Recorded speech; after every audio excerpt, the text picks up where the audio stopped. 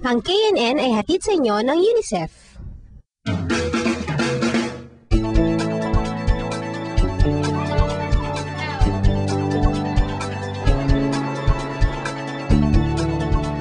Exciting ang unang report natin ngayon. Mula sa headquarters ng kanilang bureau sa Dumaguete City, naglakbay patungong syudad ng Bais sa mga KNN reporters. Ano makikita doon? Etong clue. May dagat, may bangka, may malaking isda. Ano ba? Teka lang. Huwag natin kalimutan ng tunay na pakay ng mga KNN reporters doon. Ang mga Dumagueteños ay environmentally aware. At dahil dito, ninais ng Dumaguete Bureau na gumawa ng isang istorya tungkol sa hazards ng environmental degradation dahil sa turismo. Tara na sa Bais!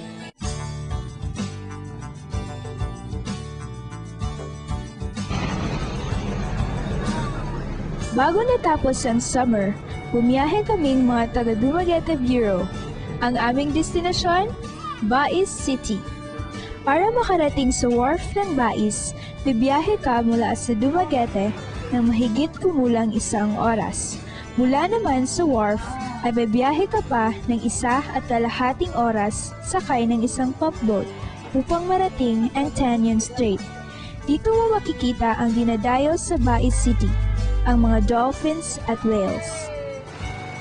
Pagdating namin sa gitna ng dagat, ay nagmasid-masid kami. Hindi nagtagal, nakakita kami ng mga dolphins. Parang tuwang-tuwa sila habang ganadong tumatalon mula sa tubig.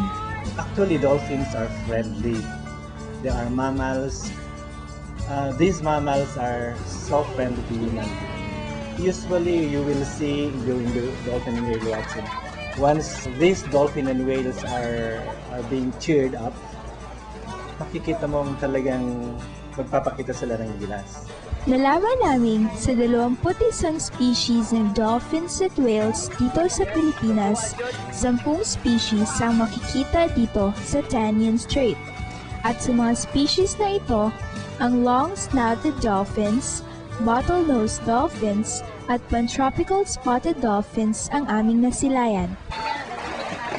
Hindi lamang mga dolphins at whales ang dinarayo rito sa Bais, kundi pati na rin ang 7 kilometrong sandbar na ito na nasa kalagitnaan ng dagat.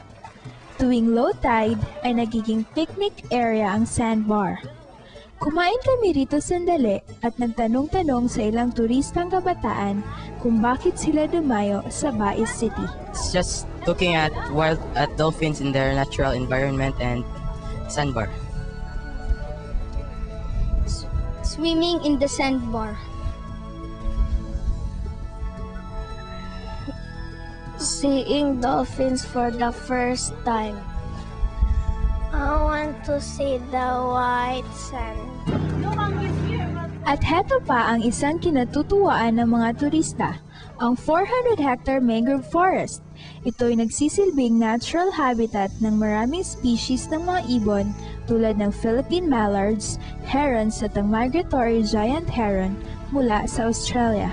Sa dami ng mga turistang dumadayo mula sa iba't ibang bahagi ng Pilipinas at maging sa labas ng bansa, naisip naming mahalaga ang papel na gagampanan ng Bais City Tourism Office at maging ng mga turista upang mapanatili ang kagandahan ng Tanyan Strait. Usually, ang mga tourists, inorient namin. Usually, they advise the guests na they are not allowed to swim with the dolphins and whales. And they are not allowed to touch the dolphins and whales. Another is they cannot feed the dolphins and whales.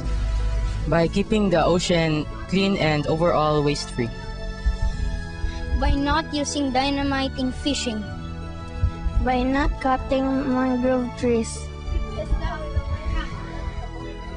Don't throw trash in the water. Ayon nga sa traveler's motto, take nothing but pictures, leave nothing but footprints, and kill nothing but time. Ang kalikasan ay isang yaman na dapat nating pangalagaan dahil ito ay responsibilidad nating lahat.